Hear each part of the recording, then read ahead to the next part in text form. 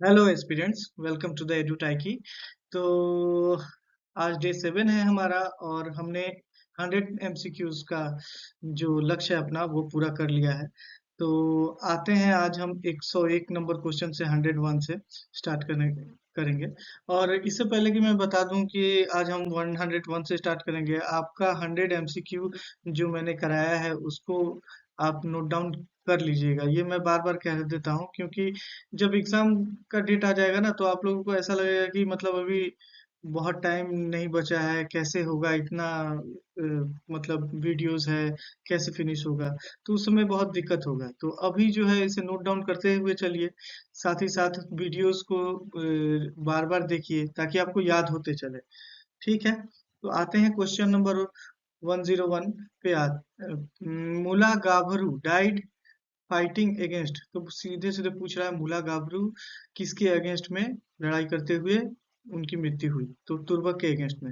मुला गाभरू से और एक इम्पोर्टेंट क्वेश्चन आता है एग्जाम में कि मुला गाभरू किसकी वाइफ थी। तो फ्रासेन मुंग की वाइफ थी मुला गाभरू।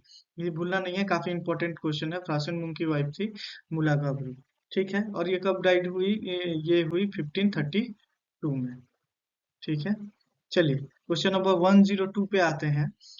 दी सिंगरी घरउठा से celebration was the first held by. तो सिंगरी घरउठा है क्या? अहोम का एक कोरोनेशन सेरेमनी है। ठीक है, अहोम जो किंग बनते थे उनका कोरोनेशन सेरेमनी होता था, उसी को ये लोग सिंगरी घरउठा बोलते थे। तो वो सबसे पहले किसने ये किया, सेलिब्रेट किया? सुदांगफा ने। ठीक है, याद रखिएगा नाम, इंपॉर्टेंट क्वेश्चन है और ये भी बहुत इंपॉर्टेंट क्वेश्चन है। ठीक है, चलिए क्वेश्चन नंबर 103 पे आते हैं।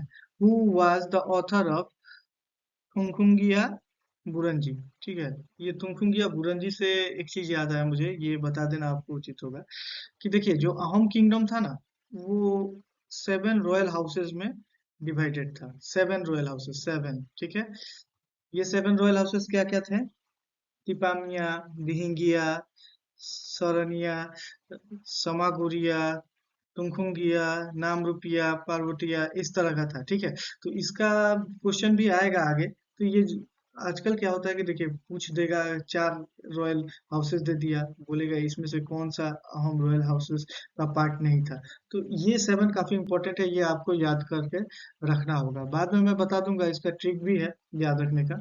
फिलहाल अभी क्वेश्चन पूछ रहा है कि who was the author of Tungkhungia Buranji? Buranji जो है वो हिस्ट्री, जो मतलब उन लोगों का शासन कैसा था, ये सब लिखने का शैली है। तो इसका पूछ रहा है कि ऑथर कौन था तुंगखुंगिया बुरंजी का? श्रीनाथ बोरबरुआ। चलिए आते हैं क्वेश्चन नंबर 104 पे। दरंग स्टेट, स्टेट होगा ये, मिस्टेक है। चलिए, Darrang state is govern by which king?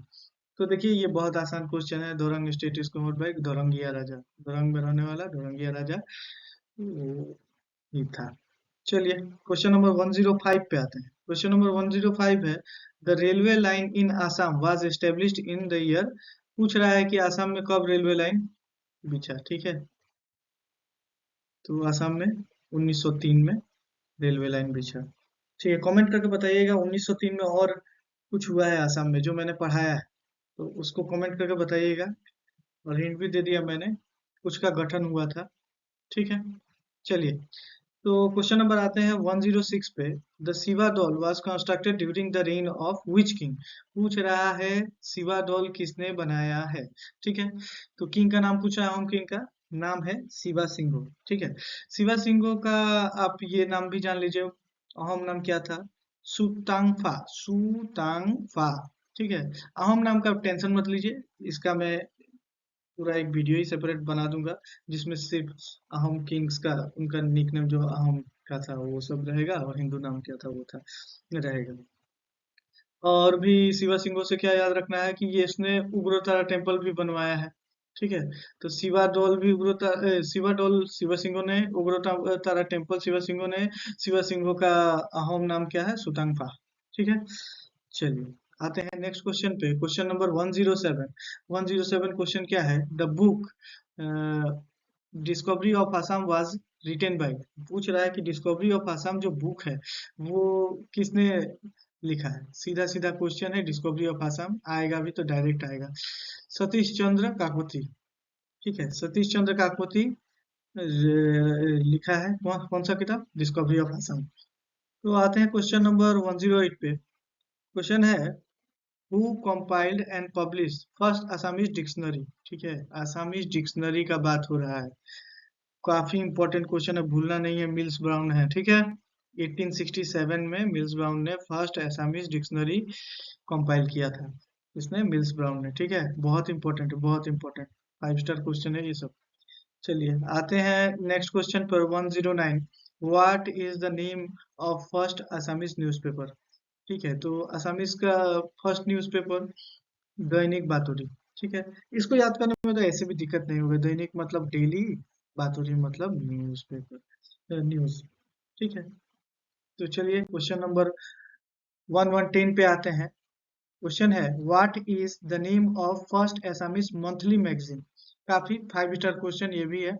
Monthly magazine पूछा है, पहला मंथली मैगजीन पूछा है एसामिस का, तो वो है अरुणोदय, ठीक है। और ये कब पब्लिश हुआ था, 1846। ये भी बहुत इंपॉर्टेंट है, ये मैं आने वाले सीरीज के क्वेश्चंस में डाल दूंगा, ठीक है। अभी जान लीजिए, ऐसे मैं बताते चल रहा हूँ क्योंकि क्या होता है ना कि सुनते रहिएगा, फिर वो क्वेश्चन आएगा तो आपको रिकॉल हो जाएगा, ये सब अच्छा ये ऐसे मैंने सुना था। तो ये एमसीक्यूज में इसका फायदा भी होता है। तो अभी क्या पढ़ रहे थे हम लोग, एसामिस मंथली मैगजीन कौन सा है, अरुणोदय। अरुणोदय कब पब्लिश हुआ, 1846 में। और कहाँ से पब्लिश हुआ था, ये शिवसागर से, ठीक है। तीनों ही इंपॉर्टेंट है, शिवसागर से, ठीक। तो नेक्स्ट क्वेश्चन पे आते हैं। क्वेश्चन 111, एक हो 11। क्वेश्चन नंबर है हु इज नोन एज कला गुरु। कला गुरु किसे कहा जाता है, तो इसमें ये भी बहुत इंपॉर्टेंट क्वेश्चन है, ठीक है। इस तरह का क्वेश्चन एक आ ही जाता है। तो कला गुरु किसे कहा जाता है, विष्णु प्रसाद राभा को कहा जाता है। ये शायद मुझे लगता है सबको याद ही होगा क्योंकि काफी इजी क्वेश्चन है, इसके लिए क्या ही बोलूं। तो क्वेश्चन नंबर 112 है what is the name of first modern Assamese play. पहला आसामीज मॉडर्न आसामीज प्ले का बोला है कि नाम क्या है, बताइए। रामनवमी। रामनवमी जो है फर्स्ट असमीज प्ले था, और ये किसने ये किया था, तो गुनाभिराम बरुआ, ये इंपॉर्टेंट है, ठीक है। किसने इसको लिखा था, गुनाभिराम बरुआ। और कब, 1856 में, ठीक है। तो ये गुनाभिराम बरुआ याद रखिएगा, रामनवमी। और रामनवमी क्या है, फर्स्ट मॉडर्न असमीज प्ले है। चलिए आते हैं क्वेश्चन नंबर 113 पे। Who is the first Assamese to translate Ramayana. बहुत ज्यादा इंपॉर्टेंट, 5 स्टार क्या उससे भी ज्यादा ही, एकदम याद रखना है ये सब, ठीक है। भूलना नहीं है, जो मैं बोल रहा हूँ कि हाँ बहुत इंपॉर्टेंट है, वो सच में बहुत इंपॉर्टेंट है, वो आएगा लेकिन एग्जाम में। तो अभी क्वेश्चन क्या है कि आसामीज में ट्रांसलेट किया किसने रामायण को, तो ये किया माधव कांदाली ने, कंदाली, माधव कांदाली ने रामायण को एसामीज में ट्रांसलेट किया, ठीक है। उसके बाद क्वेश्चन नंबर 114 पे आते हैं हु प्रिंटेड कीर्तन घोषा, ठीक है। ये भी क्वेश्चन इंपॉर्टेंट है। देखिए क्वेश्चन वही सब इंपॉर्टेंट है जो मैं करा रहा हूँ, आप लोग को ऐसा क्वेश्चन करा ही नहीं रहा जो इंपॉर्टेंट नहीं है, ठीक है। और जो उसमें भी ज्यादा इंपॉर्टेंट है उसको तो मैं बोल ही दे रहा हूँ कि ये बहुत ज्यादा इंपॉर्टेंट है। तो चलिए क्या बोल रहा है कि कौन प्रिंट किया कीर्तन घोषा को सबसे पहले, तो ये किया है हरिबिलास अग्रवाला ने, हरिबिलास अग्रवाला, ठीक है। क्वेश्चन नंबर 115 है who was the first editor of Ramdhenu. Ramdhenu का पहला एडिटर का नाम पूछा है आपका, ठीक है। ये भी इंपॉर्टेंट क्वेश्चन है, ये है डॉक्टर वीरेंद्र कुमार भट्टाचार्य, ठीक है। तो आते हैं क्वेश्चन नंबर 116 पे। क्वेश्चन नंबर 116 है who give Assam valley literacy award. तो बोल रहा है कि कौन है, संस्था है, माने संस्था ही देता है, कौन देता है असम वैली लिटरेसी अवार्ड। तो खाली आपको संस्था का नाम याद रखना है, जो ट्रस्ट है, जो ऑर्गेनाइजेशन है उसका, तो मांगोर एजुकेशन ट्रस्ट, ठीक है। ठीक है, ये 3 स्टार क्वेश्चन है, याद उतना भी ये इम्पोर्टेंट नहीं है, लेकिन बस जान के रखिए कहीं आ गया तो, ठीक है। तो मुझे क्या कहना था कि मतलब मैं तो करा रहा हूँ क्वेश्चंस, लेकिन आप लोगों को डेली बेसिस पे क्वेश्चन करने होंगे, ठीक है। ये मत समझ लीजिएगा कि हाँ टाइम है हो जाएगा, क्योंकि एग्जाम का प्रेशर कुछ अलग ही होता है, उस समय फिर आपको लगेगा कि बहुत सारा क्वेश्चन बच गया, ये क्या होगा, कंफ्यूजन होगा, इसका आंसर क्या होगा, उसका आंसर क्या होगा, तो कंफ्यूजन बढ़ेगा। अभी से करते जाइए, काफी टाइम है, 1 महीना से ऊपर है एग्जाम का। मोस्ट प्रोबेबली एग्जाम जो है जुलाई में होगा, या जुलाई लास्ट या अगस्त में होगा।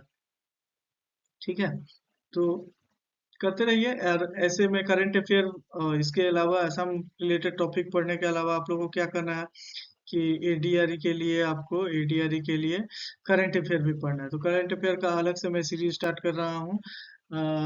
जब तक एडीआरई नहीं होगा उतना से मंथली, हर मंथ का, जनवरी से लेके जब तक एडीआरई नहीं होगा उस मंथ तक का करंट अफेयर आपको अपडेटेड रहेगा। उसके बाद ज्योग्राफी भी पढ़ना होगा। स्टैटिक ज्योग्राफी में जैसे नेशनल पार्क्स हो गया, पासेस, माउंटेन पासेस हो गया, आर्ट एंड कल्चर में पढ़ना है थोड़ा थोड़ा। तो ये सब मैं डाल दूंगा, ये सब आप टेंशन मत लीजिए, सिर्फ चैनल के साथ बने रहिए। ठीक है, अभी फिलहाल ये सीरीज को अच्छे से पढ़ना है, क्योंकि 35 मार्क्स इसमें से आएगा, तो हमको इसमें से कम मोर देन 30 तो उठाना ही है, तभी जाके हमें अच्छा पोस्ट पे सिलेक्शन मिल पाएगा। ठीक है, तो please do like share and subscribe Edutyke. Support कीजिए एडू टाइके को, और कमेंट कीजिएगा आपको जो भी दिक्कत आ रही है, हम लोग कोशिश करेंगे कि उसे सॉल्व करें। Thank you for today.